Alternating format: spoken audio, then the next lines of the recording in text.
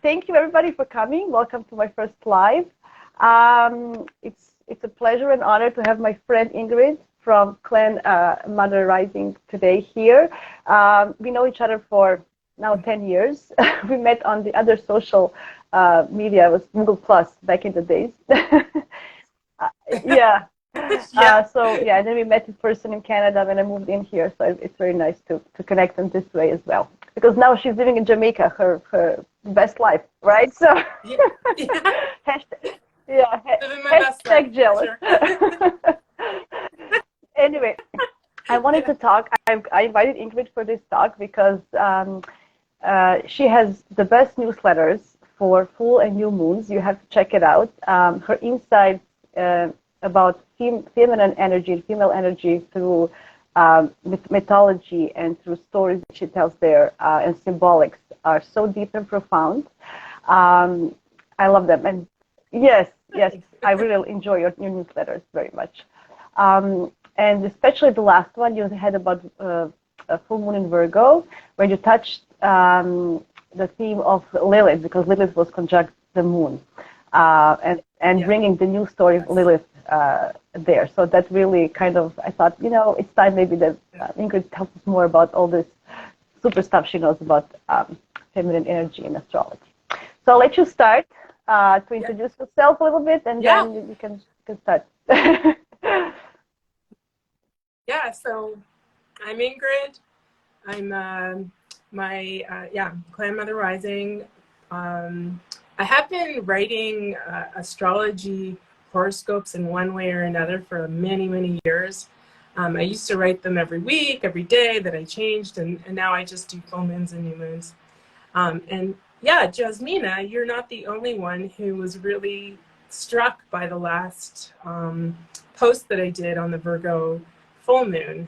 It really struck a chord with people. So I'm just kind of wondering, what was about the post that just grabbed you? First of all, I'm very amazed about Lilith and her story. So that was one of the first things that that kind of drew me to the story. But then you mentioned Babylonian bits, and I know that you were in Egypt recently, so you have probably some insights on how does it really feel to connect with that energy. So I wanted to talk to you more about that as well. Yeah. So the really interesting thing about it was, I think Lilith was there. I didn't talk about Lilith in the way that we normally talk about Lilith.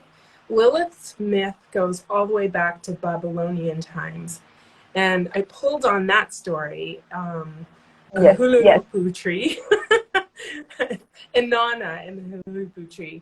And basically how she, Lilith in the story is in the tree. There's a snake, and then there's Lilith, and there's a bird, and they're blocking Inanna from being able to make what she wants out of it. She wants to create a bed and a chair, and they're blocking her creativity. And Lilith traditionally was this demon, female demon who like stole your children, and she kind of like, children is also creativity. So I was looking at it in that way, and as I was writing it, I was thinking nobody's gonna like this, because they really love that idea of Lilith being this feminine power, and she's Adam's first wife, and she just sort of takes charge, and she brings back the feminine. And so it was a little bit different. But the interesting thing about it is the Virgo part, because Virgo, I really saw, so Virgo is ruled by Mercury. And we always talk about Mercury as your communication, your thinking, but I saw it as being really the feminine aspect of Mercury, because Mercury is actually... They say it's neutral, but nothing is neutral in astrology. I don't like that. Yeah, it's neutral, but it has both. It has both, right? And when we think about the style of communication that is female, it's much more intuition. it's something kind of unseen, you know, like there's that joke where the guy's like, I'm going to initiate, you know, and the woman's like putting on lipstick. And she's communicating, but she's communicating in a different unverbally, way. So unverbally, feminine. like more with the body and like sensual, you know, the way you Yeah. look and the way, yes. Yeah. You know, like touching your hair. But in Babylonian, yeah, flipping her hair, and she's like, in Babylonian times, which we get all of the zodiac is from Babylonian times, and it was the woman holding the stalk, an angel. They say it's an angel or a priestess. Holding the stalk of grain. We are talking about Virgo now, right? So just to be clear, Virgo, yeah. Yeah, Virgo. Yeah, so she's carrying the stalk of. So it's a very feminine aspect of Mercury. I agree. In my opinion, they say that she also rules Ceres, right? Some people say, right? Yeah. Yeah, which is connected to and Mother Earth, and grain, also feminine so energy, right? And, yeah. And Mother Earth. Yeah. So in Babylonian times, she was in charge of the agriculture and reaping. That's why she's holding the wheat. Yeah. Shop the wheat. Harvesting the goods. So, right. That's very like, you know, and so in Babylonian times they called it the seed furrow. Alcin, the seed furrow. So it was all around agriculture, and the seed is the sort of unseen thing that it grows into a plant, and it's communicating, like the DNA and it is communicating. And I thought, yeah, that's very feminine, the way that that's also true because Virgo is an earth element, which is also a feminine element as well. So that can contribute to your exactly. pieces. Yeah, that's very true. I feel that. I think I agree with you completely that Virgo's feminine side is that harvesting, and that was beautiful. That's true. Good. The weird thing is that it's called the Virgin, like the Virgin, right? Which is weird because you think of something being fertile. Yeah, that's really true. A virgin, right? So this is actually interesting because it's the shadow aspect of Virgo, like that sort of clean, you know, innocent, and that has been so. The last 2,000 years we've been in the age of Pisces, and so when you look at the different ages, it's always the opposite sign where the shadow of that age comes out. And so we've had the shadow of Virgo for like the last 2,000 years. So everybody's wholesome. There's nothing. Yeah. So somehow we have, you know, fertility and children, but there's wholesomeness to it. Like nothing happened. Like there's a big, you know, it's like, you know, when you're telling your kids about sexuality, you just jump over parts. You mentioned storks. Storks. And so as we move out of the age of Pisces and go into the age of Aquarius, I think all of that's going to return. Like that's why the feminine is rising. It's like we're getting it all back. Perfect now. So I really love that. I love that idea. Yeah, I can feel like many astrologers are talking about it. So I think it's a common theme. It's just from which point of view you can see it, actually, right? Yeah. So I have my notes here. So So we were gonna talk more about also because feminine. What is representing feminine in astrology besides Moon and Venus, which is the usual. So go ahead. You tell us more about that. 10 planets, and 2 of them seem to be female, and the rest are male. Come on, right?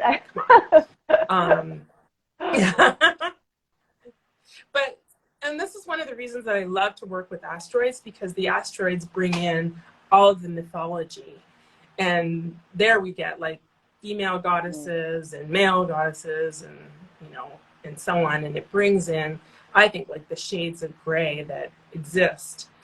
But I think another way that the feminine shows up in astrology is just through the cycles, like the moon cycles, the Venus cycle. Venus cycle is a big one that's really coming back in. I know it makes, the way the Venus moves, it makes a beautiful shape in the sky around the sun, right? It makes that rose, right?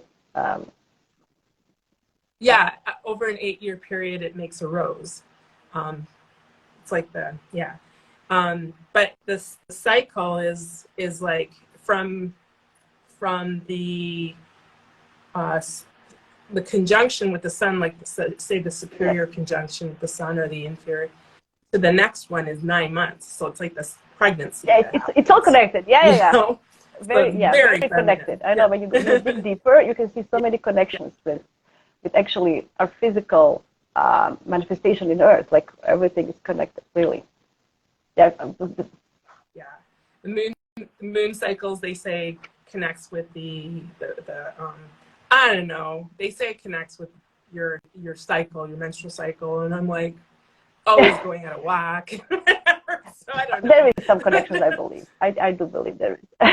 But yeah, it's 28 days, and then the Venus cycle. But I think just cycles in general are very feminine.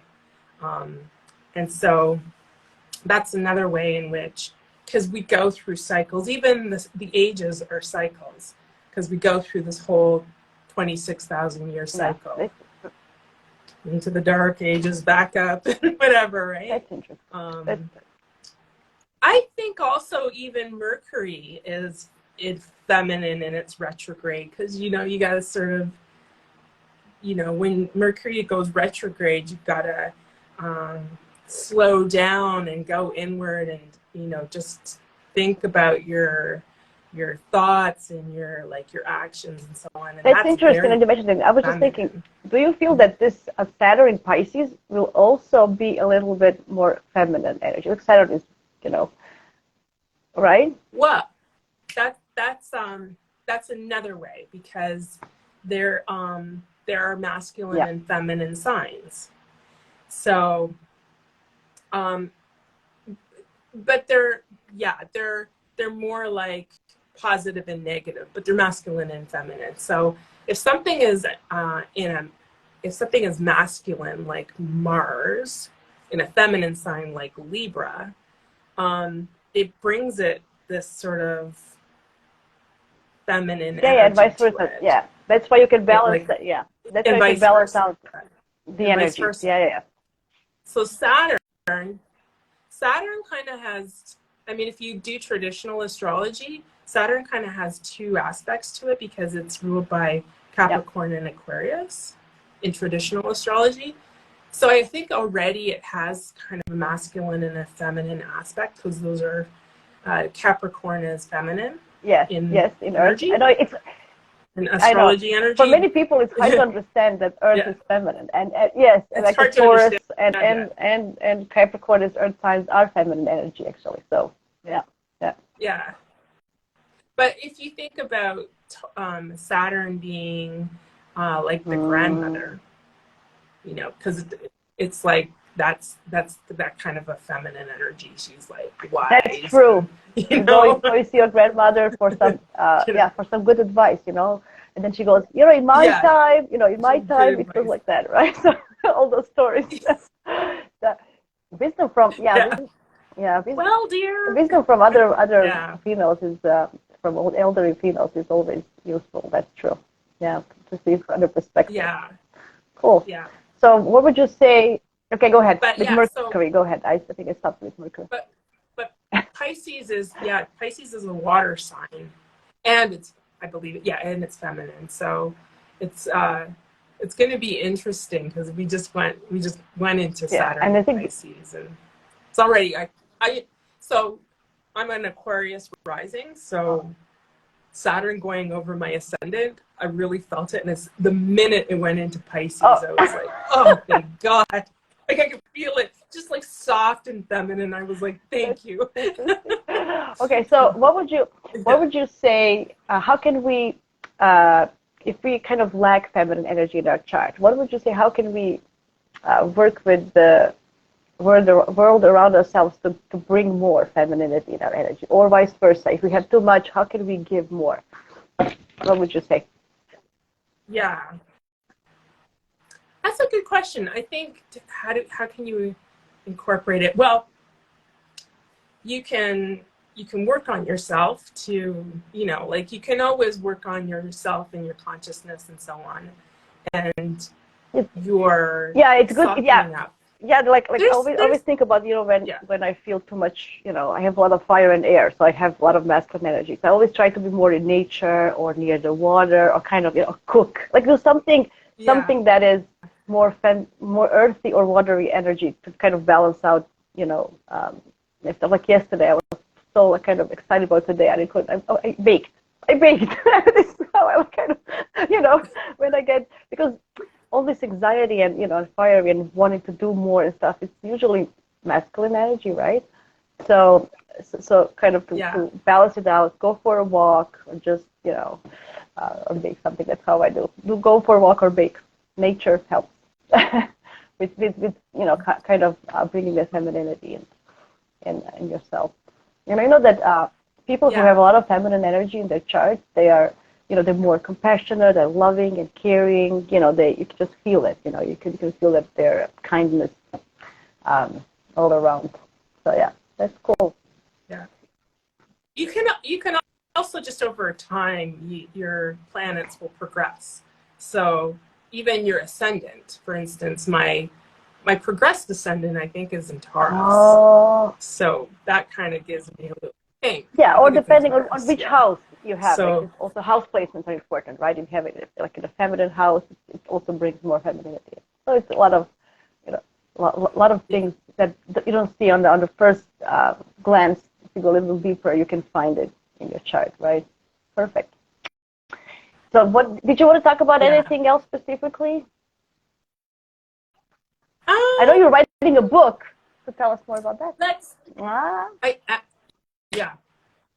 Actually, my book is about the masculine and the feminine. So this is bringing together those energies, and it gets into a little bit more. I know you said I was an esoteric astrologer. I'm actually everything, because I studied everything. I had to just put something, Eric. But I know I know your knowledge is wide, very big, and you're very knowledgeable in many things. Yeah. One of the first things that I did a couple of weeks ago when I started my Instagram, because I know both you and I have new Instagrams, and we got Instagram pages. I'm really excited that there's people watching us, because we each have like a handful of people, and hopefully we will have more. But one of the things was I was just showing how you can connect the masculine and the feminine to create the Merkaba, and that's just a way of making the energy flow within your chart, and to work with it consciously within yourself. This gets into really kind of esoteric stuff. That's interesting. So what is book coming out? Do you have any ideas, or are you still in progress? I'm hoping that I'm going to have it written. It's really coming through me very, very quickly right now.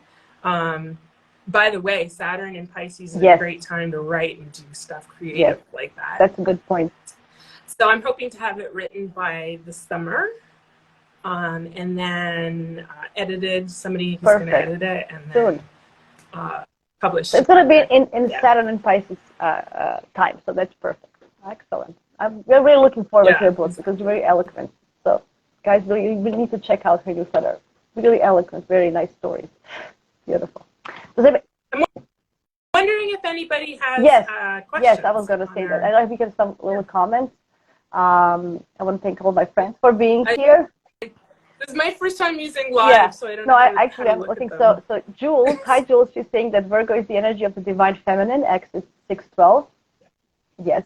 That is definitely true. Thank you, Jules. And then I have Mel. She goes, I do find Virgos very motherly, but I wouldn't say innocent either. That's true. I'm a Virgo rising. I can confirm that completely. No innocence. Yeah, and then Georgiana says, she goes, sometimes I'm like a grandmother. I agree. Yeah. So yeah, that's true. Because you're very wise.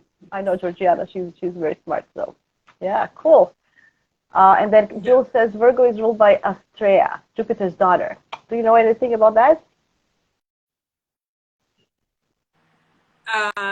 Astrea is ruled by Astrea? Oh, you mean in terms says of it's ruled. Yes, yeah. mythology? So she's ruled by Astrea, Jupiter's daughter. I don't know. Jules, do you want to say something more about it? I don't know if she's still here. She's congratulating. Yeah, go ahead. Astrea, is that justice? The goddess god that's related to justice? Probably. We have to look at it. I don't know as well. I don't know as well. But if she's Jupiter's daughter, she has to be smart, like Jupiter, at least some genes. And Katrina says Saturn in Pisces is a lovely time for creatives. Yes, that is. So all the creative people will really benefit from this time, I will say. Jules says congratulations on your book. Thank you, Jules. Oh, thank you. Okay, so Katrina is asking, have you advice for working with Black Moon Lilith in your chart? So there's 4 Black Moon Liliths. Okay. Tell us more. And so I think one of them is an asteroid. The other 2 of them are points, but Lilith, it oscillates. So one is the true Lilith, and the other is the oscillating, or the mean Lilith. So they're kind of the same thing, but they'll show up at different points in your chart.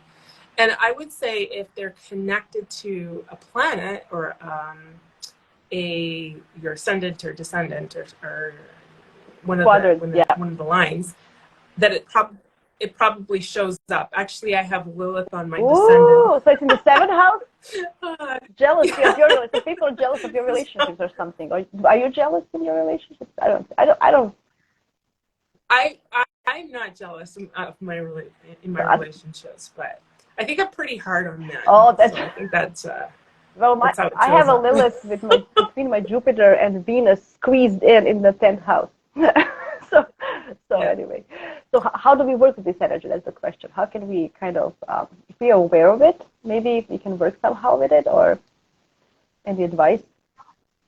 Yeah, so if it's connected to one of your planets, whatever's probably playing a part in your life, so you can look at it and see how it's played out.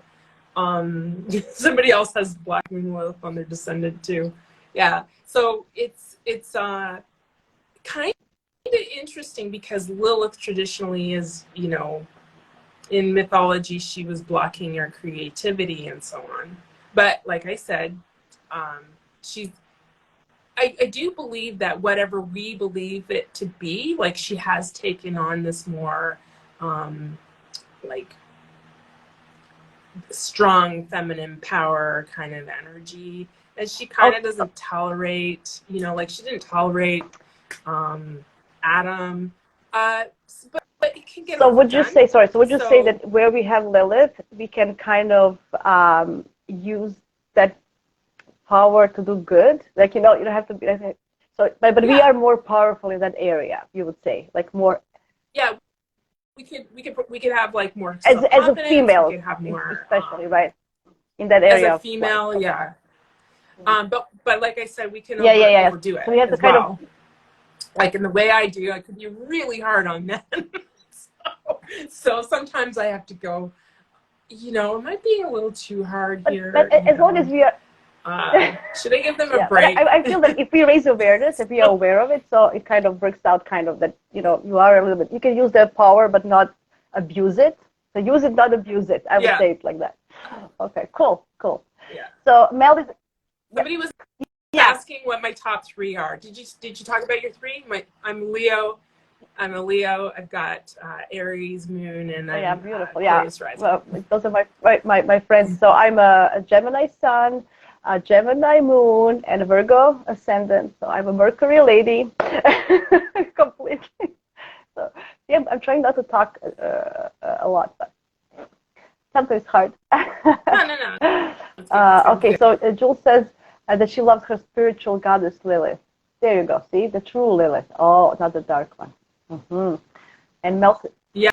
That's good. Yeah, because we should, as long as we don't abuse any of our energies in our chart, I think we use them wisely. But with awareness, with learning, and then it's the same thing you to tell your clients, kind of, this is what you have, but if you use it this way or that way, right? Exactly. Yeah, it's always about, I mean, your chart, somebody else could have the exact same chart as yours, but it depends on your spiritual growth or your conscious growth or your consciousness around yourself, how you express it. Yeah, So, I had an example. One of my clients, she had Mars and Pluto conjunctions in the 7th. So I told her, look, you can either be a power couple and work together, or you can fight all the time. So it's how you use that energy, right? So that's exactly. You can always go both ways. Actually, cool. Aries moon. Oh yeah. So Katrina says she has Aries moons as well. There you go. You have many people can connect to you with your 3, with 3 big 3s. That's cool.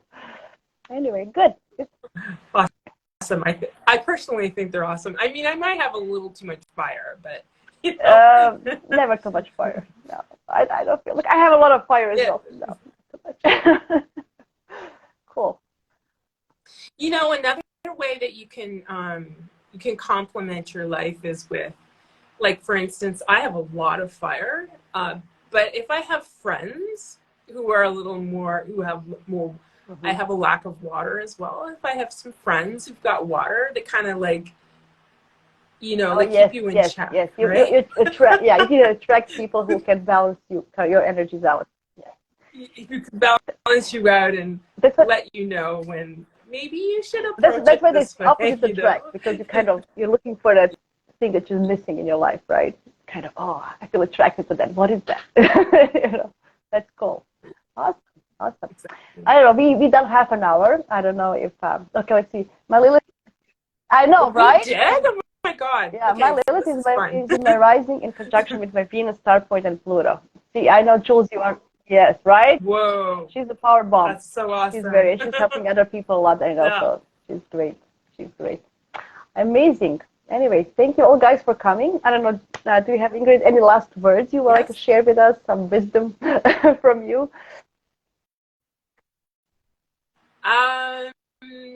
Wisdom. Anything, no, not wisdom. Yeah, I don't know. Whatever, like, for last words, what's your thoughts on femininity? I think we're in really exciting times where we can really get into, like, especially in astrology, the feminine. If you guys are into astrology and you haven't worked with cycles, really start looking at cynotic cycles and the Venus cycle. Oh my gosh, it's just so powerful. So is there a tool somewhere online that we can look for it? I know that there are some.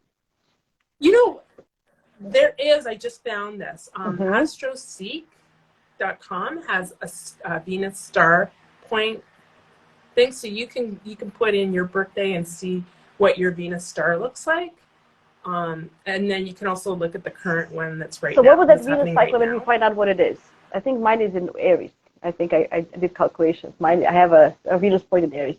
So what does it tell about somebody? Yeah. When you go into it, when you go into it, it will tell you if you have an evening star or a morning star, which is called Vespa, or morning star, which is called Lucifer. Different. Also, I have a beef. Everything that's feminine is like the moon is lunacy. Lunatic, The Venus is. So I know, right? All this, right? Yeah, that's not nice. To connect all this bad stuff with moon. I hear you. Yeah.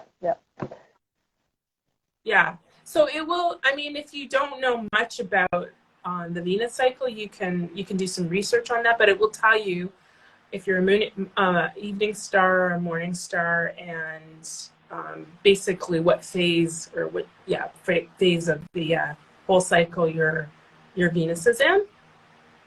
And it's Afroseek.com Venus, or it might be Venus star. I think it might be Venus star. So you can.